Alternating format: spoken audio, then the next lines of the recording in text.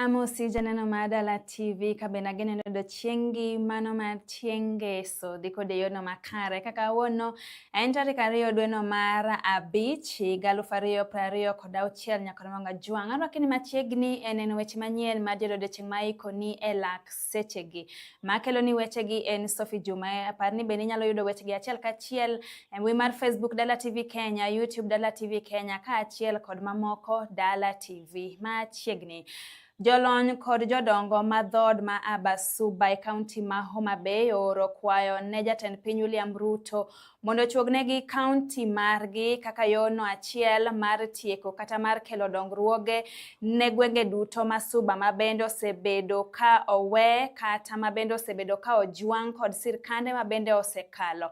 Magi duto ne giwacho e kinde mane gitimo romo kod jolony ka achiel kod jodongo e dhod Suba. Kama kaka wechene chal.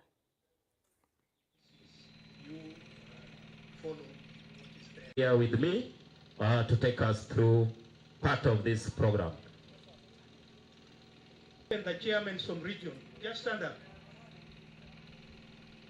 The Bible says, talk of things that are not as if they were. Ni watch gik moko ma pod okobede kagima ginango gintiere. Nasema tunataka iwe Suba iwe county itakuwa. Because in any case, Bwana County Commissioner, I know you come from the coastal region. Ukweli wa mambo, Suba is bigger than Lamu. Hiyo ndio ukweli wa mambo. To be honest, being fair to anybody and everybody, Suba is bigger than Lamu. But I'm sure you know another county that is smaller than Suba. So when we're asking for Suba County, we're not asking for something out of the ordinary. It is possible. And I'm hoping that it can be achieved kama hao wazee bado wako hai ili waweze kuona hiyo mambo. We have seen the president setting up affordable housing all over Kenya. We are grateful that the president a commitment is going to be an affordable housing in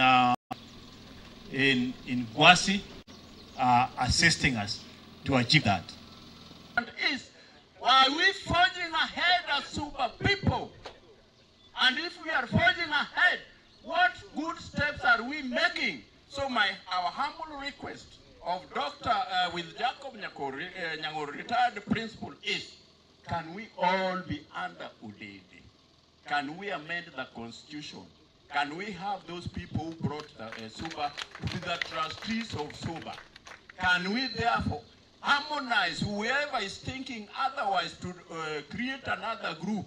Let him come, say his problem, let us understand one another, so that we become a people who are respected, who are honored, non-violent, and can understand. Everybody on board to enable us forge a way forward to make Suba be what it's supposed to be.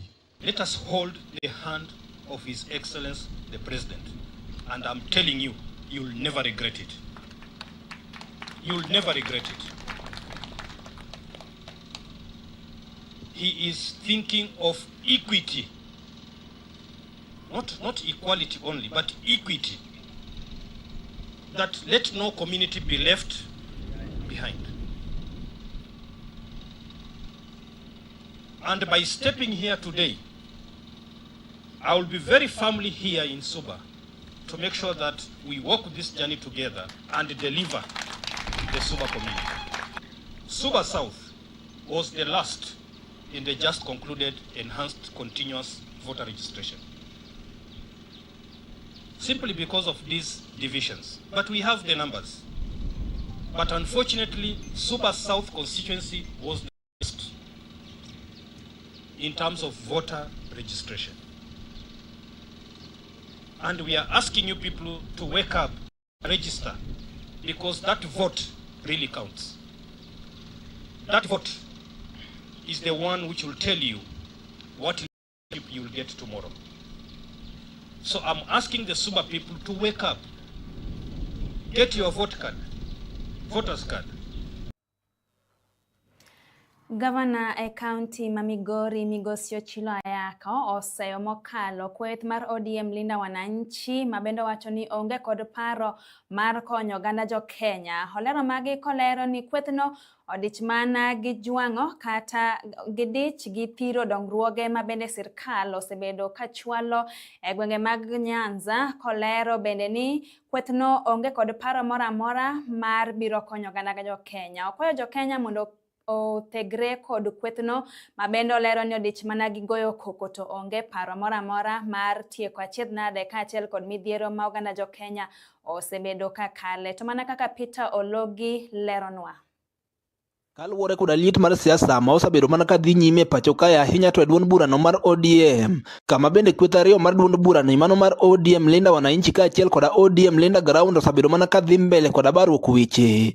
Gavana mar kaunti ma Migori Migosi Laktar Ochilo Ayako ne obayo kide kweth mar ODM mar Linda Wananchi ma otelne koda gavana mar kaunti ma Siaya Migosi James Orengo, seneta mar kaunti ma Nairobi Migosi Edwin Sifuna kaachiel koda jaod bura ma Embakasi East Migosi Babu Owino, ma bende ne owacho ni osebedo ka dhi mbele koda wuondo oganda jo Kenya kaka gin nyirombe maler ma osebedo ka manyo yor polo ne oganda jo Kenya. Kata kamano ne owacho ni magi osebedo mana yore mag wuondruok ma kwethno mar ODM mar Linda Wananchi osebedo ka dwaro mondo gipog oganda jo Kenya, ka bende ne oseyo kwethno mar Linda Wananchi kuom sebedo ka gombo mondo oganda jo Kenya obi odog e ndara, gino ma bende ne owacho ni en tim makoch ma bende ne osakal koda kinde. I see people like Sifuna, people like Orengo, and others talking about Linda Wananchi. But when you look at the agenda that they bring to the table, they are all over the place, talking, agitating for demonstration, protesting, but they are not offering alternative to what is presently existing. They are not indicating how they intend to solve our problems.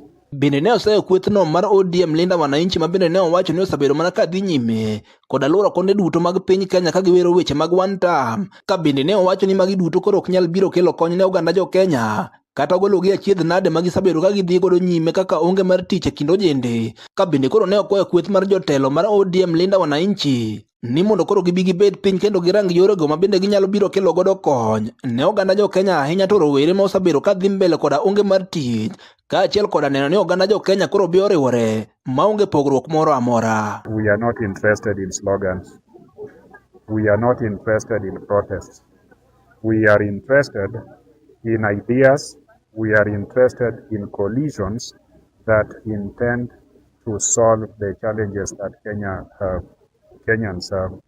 Ne odhi mbele koda kono oganda no mar ODM Linda Wananchi ma bende ne owacho ni osebedo ka dhi mbele koda goyo korgi. Kamae ne owacho ni osebedo ka kelo pogruok maduong' oganda jo Kenya, ka bende koro ne okwayogi ni gimany yorego ma koro ginyalo biro riwo go oganda jo Kenya to kaka gisebedo ka gigoyo korgi no. Do they think that one term shouting one term will bring unity and peace to this nation? We are a nation with runaway unemployment among young people. This shouting of one term, chest thumping that you are able to storm Kisumu, that you promised to storm Homa Bay and Siaya, how is that going to offer employment to young people?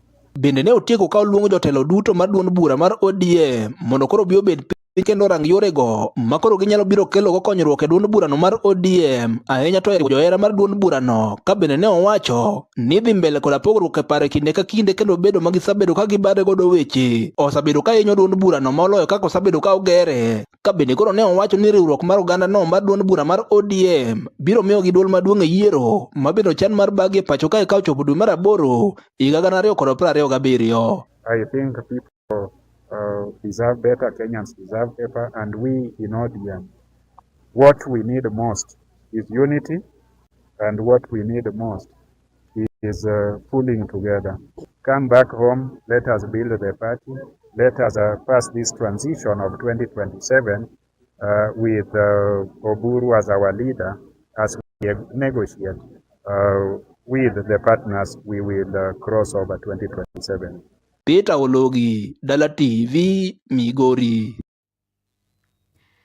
Mane jaod bura manyakach to mabende dwaro komno koda otiko mar UDA Migosi Paulins Ochieng Daima okwedo wach mar zoning mabende duond bura mar ODM osebedo ka dwaro ponono ni gibiro timo winjruok kod duond bura mar UDA pachoka.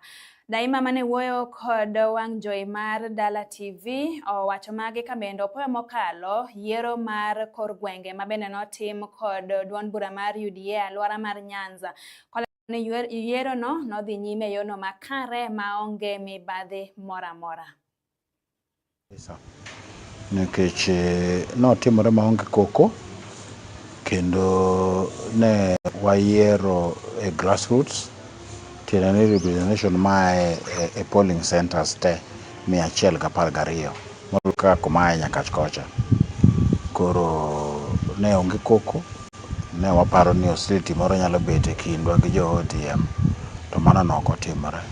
Koro mano miyo awacho ni kara joluo ose embrace wach mar broad based na yo matut. UDA bende dhi mana compete marom gi ODM e alwora ma Nyanza ka.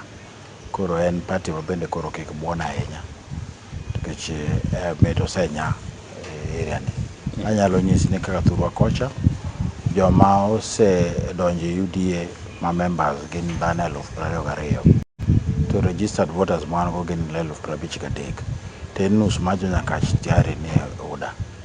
Koro miyo mano en gima nyiso ni UDA nika en e Luo Nyanza kae. Kamano. Arita kwe anyalo wacho ni kama arita kwe okethore onge dongruok. Arita kwe okethore mang'eny ka sama wene. Kata anya neno video moro ka chiedho e social media ka ni saa 5 gonyango kama ni nyalo mang'ato tok Aga Khan Nursery kae gonyango e Kisumu ka. En gima ok ber ahinya, oketo omiyo ji wacho kata Kisumu en kama rach inyalo kwalo nyaka godiechieng' kamano. To nitie kuonde moko e Kisumu kama kata gotieno chakre saa 1 ok inyal wuotho.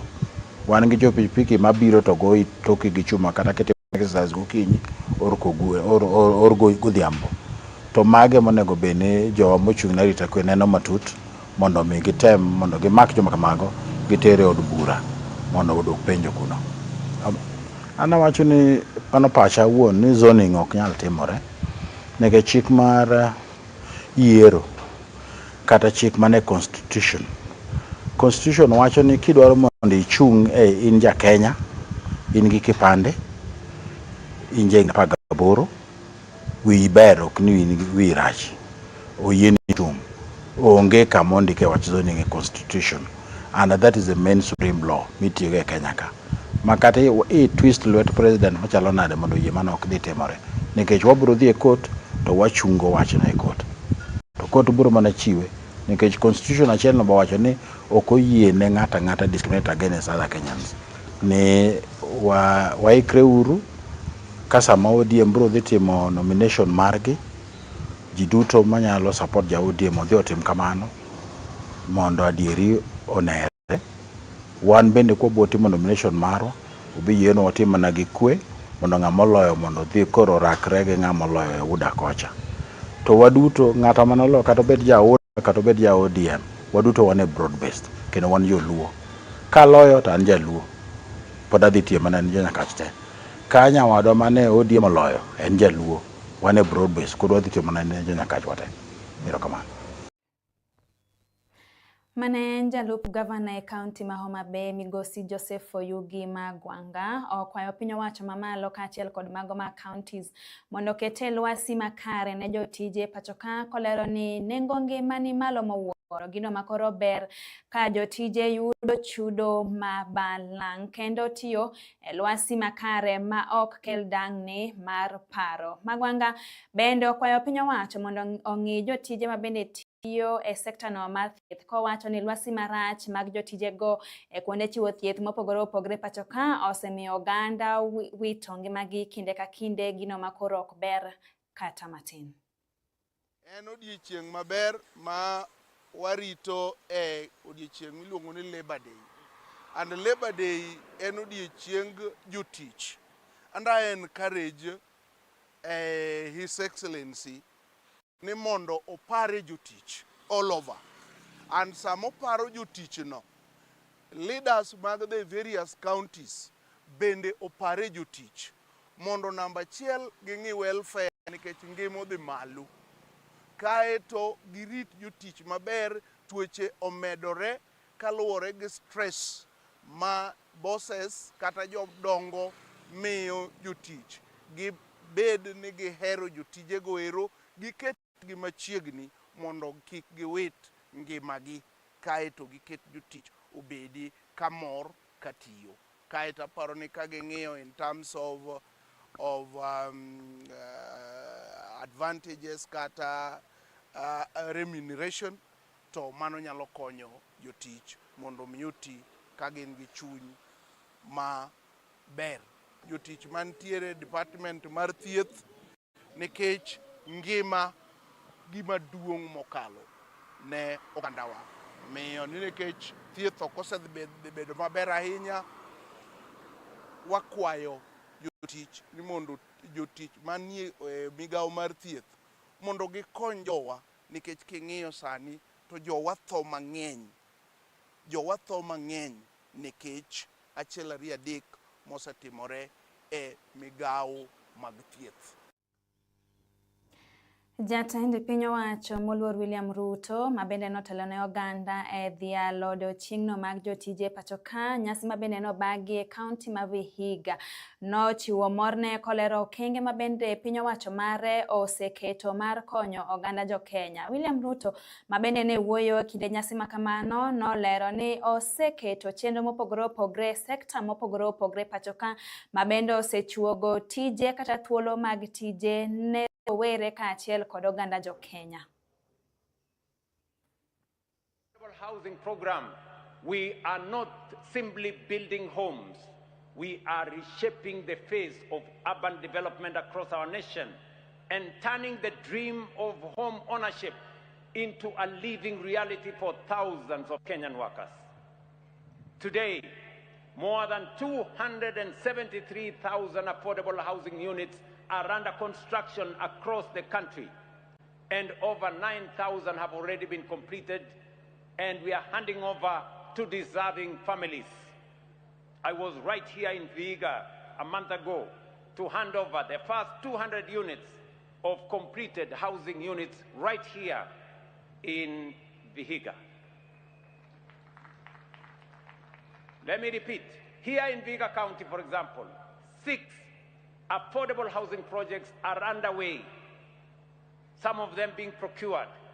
We are going to deliver 3,720 housing units, an investment of 7.5 billion shillings as phase 1. At the same time, student accommodation projects, both ongoing and in the pipeline, will provide 4,540 bed spaces. End of quote. The theme reflects a clear alignment with the government's strategic focus on infrastructure as a key driver of economic transformation, regional integration, and job creation. The Rironi-Mau Summit Road is not merely transforming infrastructure. It is reshaping livelihoods. As a vital corridor, it strengthens regional connectivity, streamlines the movements of goods and people, and unlocks new economic opportunities across our nation, opening the door to opportunity, enterprise, and financial inclusion. I say this without fear of any contradiction. 3 years ago, Mumias was in trouble. Sony was closed. Chemelil was in financial distress. Mohoroni was closed. Today, as I speak to you here, all those factories are working. The farmers who used to wait for 1 year, 6 months to be paid for their cane, today they are paid weekly. The workers who used to wait for government to come and sort out their salaries, today they are paid by factories. We have removed middlemen, we have driven out cartels, and we have made sure that farming puts money in farmers' pockets. I say it is the same transformation we see in the overseas employment program, where through coordinated leadership, deliberate policy, and strong global partnerships, we are opening structured, safe, and dignified pathways for Kenyan workers to access opportunities abroad. Supported by a global labor market strategy, bilateral labor agreements with key international partners, and flagship initiatives such as Mkulima Maju, Muhandisi Maju, Dereva Maju. Gi kanyo janeno wadhi kanyo yweyo madundo waduogo nigi moko mathoth ma pod waikoni. Kik idhi mabor.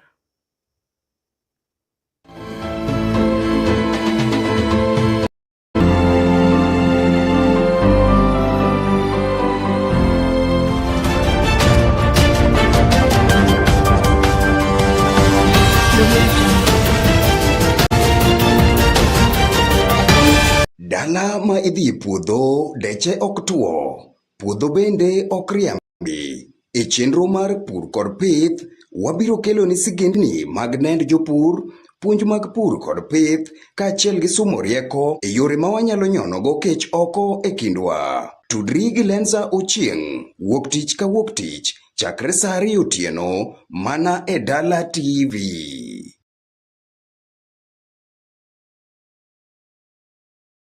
Mondo ngimani odhi nyime makare, nyaka ibed gi yor yuto mari.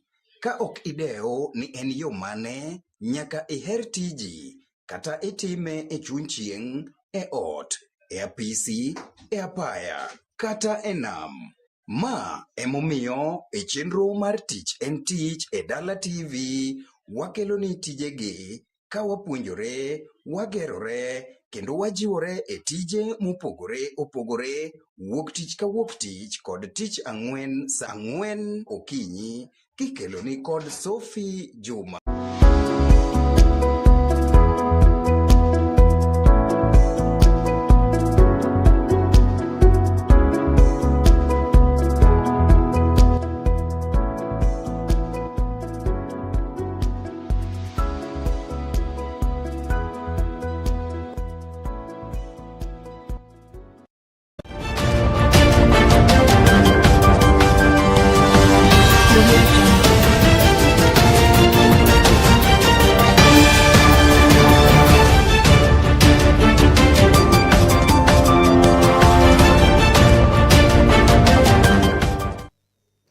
Wadhi nyime kod weche gi nyakalomo Gajwang'. Jatend piny owacho moluor William Ruto opako mokalo riwruog jopuonj ma Kuppet kod mano mar KNUT kuom twak kendo keto winjruok e kindgi kod migawo mar thieth.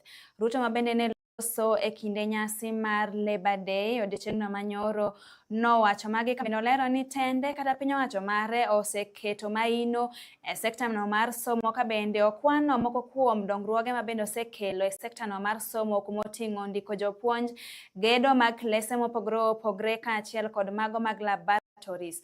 Omedo singo ni tende biro keto dongruoge mopogore opogore mar bero weche kata sekta mar somo pachoka.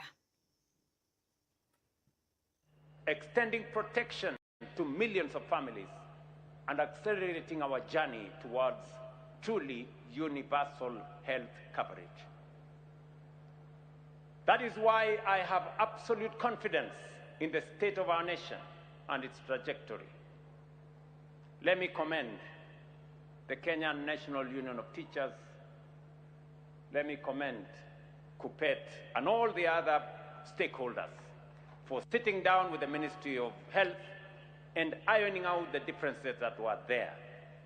I want to assure you, as I did assure teachers when they came to see me, and I do so with all other public servants, that different from the scheme that you had initially, where teachers were only entitled to 900 hospitals under SHA, we are making teachers to seek, we are giving opportunity for teachers to seek treatment, not in 900 hospitals, but in 9,000 hospitals across Kenya.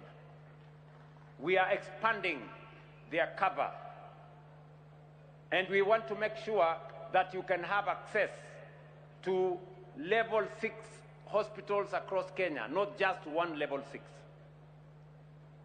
Do not be distracted by the noise.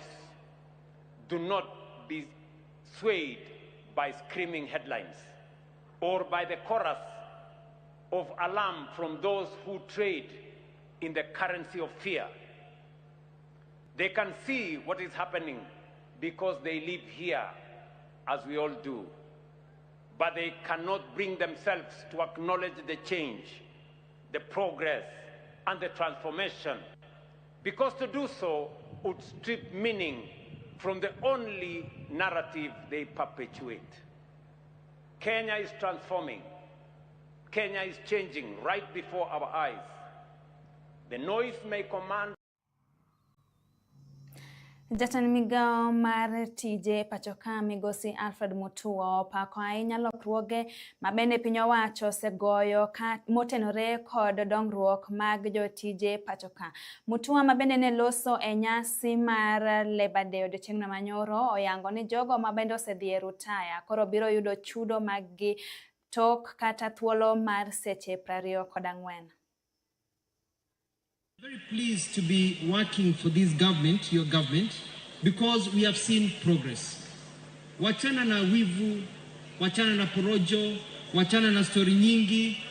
Ukweli ni kwamba mgala muwe lakini haki yake mpe. There's been a lot of progress, and especially in the labor sector. Let me give figures, because figures don't lie, Your Excellency. Currently, the public service has employed 1.895 million people. You've created 1.895 million jobs. The public sector, for example, we've employed over 128,000 teachers. The county governments have employed close to 60,000 people. The housing sector has employed 640,442 people. Kazi Majuu has created 583,868 jobs as per yesterday. The digital jobs have created 316,806 jobs. You saw the CAVs passing here, 107,831. We have more in the Nyota program, etc., etc. In the public sector, the SME sector has generated 2.1 million jobs. The hotel sector and restaurant sector, 1.5 million jobs. Manufacturing has created 443,000 jobs. Transport and communication, 75,000 jobs. Construction, 50,000 jobs, and more. I'm not even mentioning the BPOs.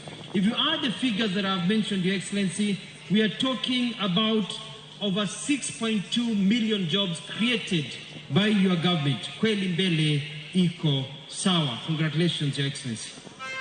And I bet when the Bureau of Statistics, Your Excellency, compiles all the figures, looking at the effect of the Nyota program, the Hustler Fund and others, you will find that clearly we'll be talking about double digits in our country. Your Excellency, we thank you also. We have the recognition of prior learning, whereby people are given an opportunity to turn their skills into certificates to be able to get jobs. And soon we'll be giving 5,000 certificates. Kazi Majuu recruitment, we are about to restart now that there's peace in the Middle East. And next Wednesday, the 6th, will start in Mombasa, at NITA Mombasa next Wednesday. And we'll have very many jobs where people will not have to pay a cent. There'll be other jobs where we have a bit of little money here and there, 60,000, 70,000 for a ticket, 80,000. But I'm looking for majority of jobs where you just walk in with a passport. If you're hired, you're able to be taken overseas without paying a shilling. Your Excellency, we have really improved in terms of progress in the strikes. This last year, we've had less strikes than have been for a long time. And this is because of this process we started of saying, let us talk first before you go to the streets. And so my PS has been working very hard, Mwadime, together with Helen Apio, the Labour Commissioner, and they have been giving me names and numbers to call all these leaders to tell them, let's sit down, don't go on strike. I want to thank Atwoli, Mheshimiwa Francis Atwoli, and the employers for agreeing to that new formula of let's talk first before we go on strike. And I want to assure Mheshimiwa Atwoli that the issue of EPZ is one that I'm well versed on, and we're dealing with it, and we'll be able to finish it. Your Excellency, mbele iko sawa kabisa. In terms of BPOs, They are growing. And the issue of outsourcing, there's a team of Code 2, FKE, and team from my office that is working on the regulations and